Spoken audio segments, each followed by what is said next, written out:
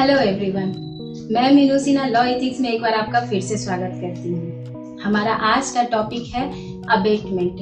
Abetment को हिंदी में दुष्प्रेरण कहा जाता है और इसे आम बोलचाल की भाषा में बहकाव या बहकाना कह सकते हैं। फ्रेंड्स, बहुत सारे अपराध केवल इसलिए हो जाते हैं क्योंकि अपराधकर्ता को किसी अन्य व्यक्ति का सहारा, सहायता या उत्साह मिल जाता है। अन्यथा कोई अकेला व्यक्ति आसानी से किसी अपराध कार्य को करने की हिम्मत नहीं जुटा पाता है।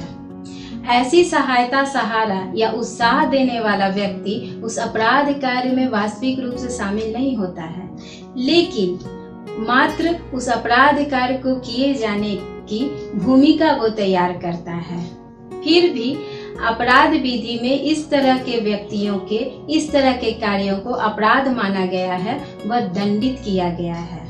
भारतीय दंड संहिता की धारा 107 में दुष्प्रेरण को परिभाषित किया गया है, जिसके अंतर्गत किसी अपराध का दुष्प्रेरण की जगह किसी बात का दुष्प्रेरण भी अपराध कार्य माना गया है, चाहे अपराधकर्ता अयोग्य होने के कारण निर्दोष ही क्यों न हो।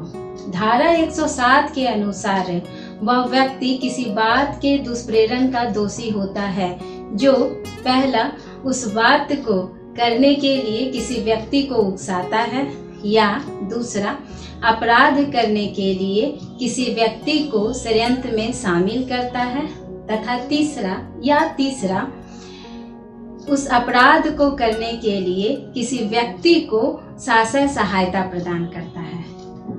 अर्थात सेक्शन 107 के अनुसार 3 तरह से दुष्प्रेरण का कार्य किया जा सकता है। पहला, अबेटमेंट बाय इंस्टिगेशन यानी उकसाने द्वारा दुष्प्रेरण। दूसरा, अबेटमेंट बाय कॉन्स्पिरेसी यानी षड्यंत्र द्वारा दुष्प्रेरण। और तीसरा, अबेटमेंट बाय एडिंग यानी सहायता द्वारा दुष्प्रेरण। एक केस है रंगानायकी वर्सेज स्टेट। इस केस में सुप्रीम कोर्ट ने कहा है कि दुष्प्रेरण का कोई वास्तविक तरीका या प्रारूप आईपीसी में नहीं बताया गया है, या आचरण द्वारा भी किया जा सकता है। तो फ्रेंड्स, ये था दुष्प्रेरण। आइए अब हम समझते हैं कि दुष्प्रेरक कौन होता है, दुष्प्रेरक किसे कहते हैं। भारतीय दंड संहिता की धारा 108 में दुष्प्रेरक को परिभाषित किया गया है। इसके अनुसार वह व्यक्ति दुष्प्रेरक होता है जो किसी अपराध के किए जाने का दुष्प्रेरण करता है, या किसी ऐसे कार्य के किए जाने का दुष्प्रेरण करता है जो यदि किसी ऐसे व्यक्ति द्वारा किया जाता जो मानसिक या शारीरिक अक्षमता से पीड़ित न हो तो वह अपराध होता।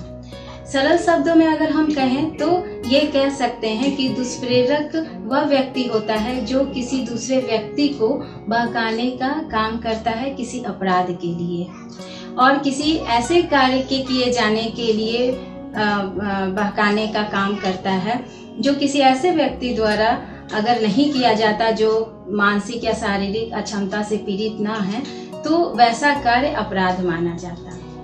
भारतीय दंड संहिता में दुष्प्रेरक शब्द को समझने के लिए कुछ स्पष्टीकरण दिए गए हैं। तो चलिए हम देखते हैं कि ये क्या है। तो पहला है कि किसी कार्य का अवैध लोप का दुष्प्रेरण अपराध की कोटि में आ सकेगा, चाहे दुष्प्रेरक उस कार्य को करने के लिए आप स्वयं आबद्ध हो या ना हो। इसे हम एक उदाहरण से समझते हैं। जैसे यह जानते हुए कि झाड़ी के पीछे ब है, स को गोली चलाने के लिए कहता है। स ये नहीं जानता है कि झाड़ी के पीछे ब है और वो गोली चला देता है और जिससे ब की मृत्यु हो जाती है। यहाँ पर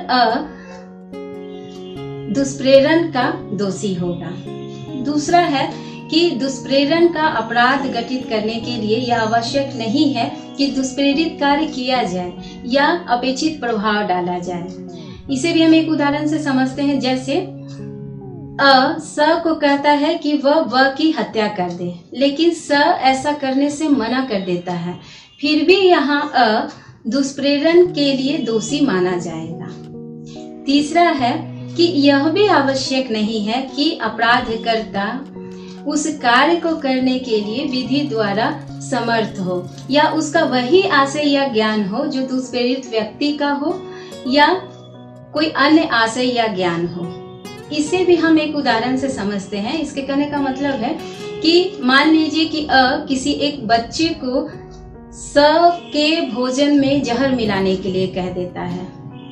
वह बच्चा भूल जाता है और वह स की जगह द के भोजन में जहर मिला देता है, जिससे द की मृत्यु हो जाती है। तो यहाँ पर भी वो बच्चा दोषी नहीं माना जाएगा, वो विधि के अनुसार निर्दोष माना जाएगा, लेकिन दुष्प्रेरण का, हत्या के दुष्प्रेरण का दोषी माना जाएगा। इसके अलावे एक और स्पष्टीकरण दिया गया है कि अपराध का दुष्प्रेरण अपराध होने के कारण ऐसे दुष्प्रेरण का दुष्प्रेरण भी अपराध माना गया है। इसे भी हम एक उदाहरण से समझते हैं। जैसे अ ने ब को उकसाया कि वो सी को कहे कि डी की हत्या कर दे। यहाँ पे अ जो है वह दुष्प्रेरण का दोषी माना जाएगा। और लास्ट है कि षड्यंत्र द्वारा दुष्प्रेरण में यह आवश्यक नहीं है कि दुष्प्रेरक अपराध करने वाले व्यक्तियों के साथ मिलकर के उस अपराध की योजना बनाए। तो अब आप समझ गए होंगे कि दुष्प्रेरण क्या है और दुष्प्रेरक किसे कहते हैं। यानी किसी को अपराध के लिए उकसाना दुष्प्रेरण कहलाता है और वह व्यक्ति जो इस तरह के उकसाने का कार्य करता है वह दुष्प्रेरक कहलाता है। तो आशा करती हूँ कि मेरा आज का आपको ये वीडियो पसंद आया होगा। तो जल्द से जल्द लाइक, शेयर एंड सब्सक्राइब कीजिए। जल्द ही मिलूंगी एक नए वीडियो के साथ। तब तक के लिए take care and bye bye.